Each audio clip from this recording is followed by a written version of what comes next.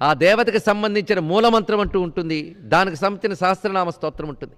అందుకు ఉపాసనలో సహస్రనామ స్తోత్రం ఒక అంగము, ప్రధాన అంగం. అంతేకాదు ముఖ్యంగా పంచాంగములను కొందరు చెప్తూ ఉంటారు ఉపాసనలో. అంటే మంత్రానికి బలం ఇవ్వడానికి పనికొచ్చేవి ఒకటి సహస్రనామ స్తోత్రం, ఇంకోటి హృదయం, మూడవది కవచం, నాలుగవది కీలకం. ఇవి ప్రధానంగా చెప్తూ ఆ తర్వాత ఇంకా అనేక భాగములు వివరిస్తూ ఉంటారు. అవి బీజము అంటూ ఇత్యాది విశేషములతో మంత్రం బలపడ్డానికి ప్రధానమైన అంగముల్లో సహస్రనామ స్తోత్రం ఒకటి. అలాగ ఏ దేవత ఉపాసన చేసినా ఆ దేవతా సహస్రనామ స్తోత్రం చేయడం వల్ల ఆ మంత్రం పరిపూర్ణతను పొందుతుంది. అందుకు ఇక్కడ అమ్మవారి మంత్రసిద్ధి సంపూర్ణంగా జరగడానికి మనకి ఋషులు అనుగ్రహించినటువంటి గొప్ప మంత్రరాశి ఈ లలితా సహస్రనామ స్తోత్రం. అయితే అన్ని సహస్రనామ స్తోత్రాలు విశిష్టములైనవే, దేనికవి. ఏ సహస్రనామ స్తోత్రం చెప్పినా దీన్ని మించి మరొకటి లేదని ప్రతి చోట చెప్తూ ఉంటారు. అంటే అది ఉపాసించే వారికి దాని యందు పరమబుద్ధి కలగాలి, ఇది సర్వోత్కృష్టమైన భావన కలిగితే కానీ అది సంపూర్ణ సిద్ధి రాదు గనక అక్కడ అలా చెప్తూ ఉంటారు. అయితే అన్ని సహస్రనామ స్తోత్రాలు పరిశీలించి లలితా సహస్రనామ స్తోత్రం చదివితే మాత్రం ఇది ఒక ప్రత్యేకమైనది, విశిష్టమైనదని అంగీకరించి నమస్కరించవలసిందే. అన్ని ప్రత్యేకతలు దీనిలో ఉన్నాయి. అసలు సహస్రనామం అనే ప్రక్రియ ఎందుకు వచ్చింది అని చెప్పుకుని మనం ఈ గ్రంథంలోకి వెళితే దీనిపై ఒక మంచి అవగాహన కలుగుతుంది. ఇప్పుడు విష్ణు సహస్రం, శివశాస్త్రం, అలాగే లలితా సహస్రం ఎందుకు సహస్రనామాలు చెప్పారు పెద్దవాళ్ళు, ఇది మనం ముందు బాగా పరిశీలిద్దాం. అయితే ఇక్కడ శాస్త్ర విషయాలు ఎక్కువ వెళతాయి కనుక ఏకాగ్రత ఎక్కువ అవసరం. ముందుగా సహస్రనామ స్తోత్రం అనేది ఒక శాస్త్రం. సహస్రం అని సంఖ్య ఎందుకు పెట్టారు, 1000 ఎందుకు చెప్పాలి అంటే ఆ దేవత గురించి చెప్పాలి అంటే అది అనంతతత్వము.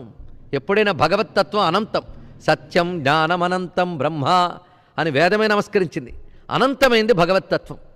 అనంతమైన భగవత్తత్వాన్ని అనంతంగా కీర్తిస్తేనే సరిగ్గా సరిపోతుంది. కానీ అనంతాన్ని అనంతంగా కీర్తించేలానికి కీర్తించేవాడు అనంతుడా?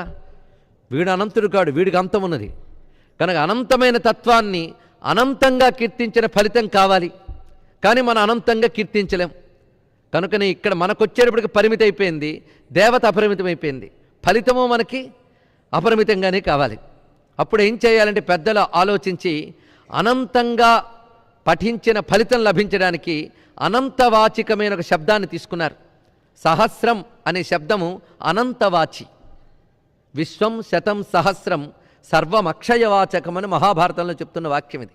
విశ్వము, శతము, సహస్రము ఈ 3 శబ్దములు కూడా అక్షయవాచి. అలాగే సర్వము అనే శబ్దం ఒకటి. ఈ 4 కూడా అక్షయత్వాన్ని అనంతత్వాన్ని తెలియజేస్తాయి. అందుకు అనంతమైన భగవత్తత్వాన్ని అనంతంగా కీర్తించడానికి మనకి పెద్దలిచ్చిన అవకాశం సహస్ర సంఖ్య. అందుకే సహస్రనామాలు కీర్తిస్తే అనంత భగవత్తత్వాన్ని మనం అనుసంధానం చేసిన ఫలితం లభిస్తుంది. ఇది ఒక ఉద్దేశం. ఇంకొక ఉద్దేశంలో సహస్రనామాలు కేవలం పేర్లు కాదు, మనం ఏ దేవతను ఉపాసిస్తున్నామో ఆ దేవత గురించి పరిపూర్ణంగా తెలిసి చేస్తేనే దానికి సిద్ధి బాగా ఉంటుంది. అయ్యా తెలియకుండా చేస్తే రాదా అండి అని అడగద్దు, వస్తుంది.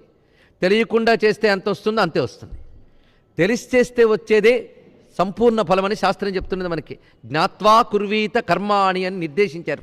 ఏ కర్మ చేస్తున్నామో అది తెలుసుకుని చేయాలి. అలాగే మీరు ఏ దేవతను ఆరాధన చేస్తున్నారో ఆ దేవత గురించి బాగా తెలుసుకోవాలి. అంటే ఆ దేవత ఎవరు, ఆ దేవతకు సంబంధించిన తత్వం ఏమిటి, లీలలేమిటి, గుణములేమిటి, మహిమలేమిటి, ఆ ఉపాసనా విషయములేమిటి, ఇవన్నీ తెలుసుకోవాలి. అప్పుడు సంపూర్ణమైన పుష్టి వస్తుంది. అలా చెప్పాలి అంటే ఒక్కొక్క దేవత గురించి అనేక సంపుటాలు రాయించండి. అన్ని సంపుటాల జ్ఞానం పొంది మన మనస్సులో పొందుపరుచుకోవాలి అంటే మనకంత శక్తి ఉంటుందా? అందుకే అంత సంపుటాల జ్ఞానాన్ని ఒక్కొక్క నామంలో ఇమిడ్చి పెట్టేస్తారు. అలాగా ఒక్కొక్క నామంలో ఆ దేవతకి సంబంధించిన ఒక్కొక్క జ్ఞాన అంశాన్ని నిక్షిప్తం చేసి పెడతారు. అలాగే సహస్రనామములు కూడాను ఆ దేవతకి సంబంధించిన విజ్ఞానాన్ని 1000 నామాల రూపంతో ఇచ్చిందని అర్థం. అందుకే 1000 నామాలకు అర్థం తెలుసుకుంటే ఆ దేవత అంటే ఏమిటో పరిపూర్ణంగా అర్థమైపోతుంది. అందుకే ఏ దేవత ఉపాసనలైనా సహస్రనామములు వాటి అర్థం తెలుసుకుంటే సంపూర్ణ దేవతా జ్ఞానం లభిస్తున్నది. ఇది రెండవ ఉద్దేశం. మొదటిది ఏమిటనుకున్నాం, అనంతము పఠించిన ఫలితం రావాలి. 3 ఆ దేవతకి సంబంధించిన సంపూర్ణ జ్ఞానము. సాధారణంగా శాస్త్రాల్లో 2 రకాల గ్రంథాలు ఉంటాయి. సూత్ర గ్రంథం, భాష్య గ్రంథం అని. సూత్రం అంటే ఆ శాస్త్రజ్ఞానాన్ని సంక్షిప్తంగా ఒక చిన్న వాక్యంలో దట్టిస్తారు. అది దట్టింపే, సామాన్యం కాదు. ఒక చిన్న బాంబు లోపల మందుని ఎంత దట్టిస్తారో ఆ సూత్రం లోపల చాలా విజ్ఞానాన్ని దట్టిస్తారు. అది మేధావులైన వారికి బాగా అర్థమవుతుంది. మిగిలిన వాళ్ళకి అందులో ఉన్నదాన్ని వ్యాఖ్యానించితే స్పష్టమవుతుంది. అందుకే సూత్రం అర్థం కావడానికి భాష్యం కావాలి. అలాగే సూత్రము, భాష్యమని రెండిటి ద్వారా శాస్త్రం బాగా తెలుస్తుంది. అలా మనకి అన్ని శాస్త్రాలకి సూత్ర భాష్యాలు రెండూ ఉన్నాయి.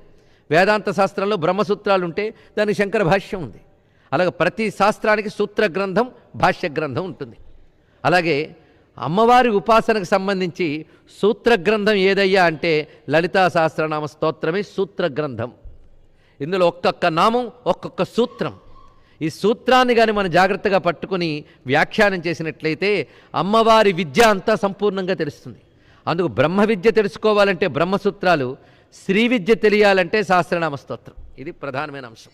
అందుకే శ్రీ విద్యకి సంబంధించిన సంపూర్ణమైన విజ్ఞానాన్ని సహస్రనామ స్తోత్రంలో నిక్షిప్తం చేశారు. అందుకు ఇక్కడ మూడవ అంశంగా చెప్పుకుంటున్నాం. ఈ స్తోత్రము సూత్ర గ్రంథము. ఇది ఇలా లలితా సహస్రనామ స్తోత్రాన్ని 3 కోణాల్లో మనం పరిశీలించాం. ఇలా మనకు పెద్దవాళ్ళు 1000 నామాలతో భగవజ్ఞానాన్ని అందించారు. ఆ జ్ఞానాన్ని సంపుటాలతో ఉంటే గుర్తుపెట్టుకోవడం కష్టం, కానీ నామాలతో ఉంటే గుర్తుపెట్టుకోవచ్చు. ఇక్కడున్న అనేక మంది పుస్తకాపేక్ష లేకుండానే సహస్రనామాలు చెప్పగలరు కదా. అంత సులభంగా మనకి అమ్మవారి విజ్ఞానం నోటుకొచ్చింది. ఎప్పుడో ఎక్కడో ఒక చోట ఏకాంతంలో కూర్చొని ఏ ఒక్క నామాన్నో దగ్గర పెట్టుకుని మననం చేస్తూ ఉంటే అందులో ఉన్న భావమంతా బయటకు వస్తూ ఉంటే అమ్మవారు అర్థమవుతారు. అది ఎలా మననం చేసుకోవాలో మనం ఇక్కడ చెప్పుకోబోతున్నాం. ఒక్కొక్క నామాన్ని మననం చేసుకుందాం. ఈ సహస్రనామ స్తోత్రాలకి అనేక భాష్యాలు ఉన్నాయి. చాలా పెద్దలు అనేకములైనటువంటి ఉపాసన రహస్యాల్ని, వేదాంత శాస్త్ర విజ్ఞానాన్ని కూడా ఈ భాష్యాల్లో మనకు అందించారు. దొరికినంత మేరకు ప్రామాణికమైన భాష్య గ్రంథాలన్నీ మథనం చేసుకుని వాటి నవనీతాన్ని ఇక్కడ ఈ 40 రోజులు ఆస్వాదిద్దాం.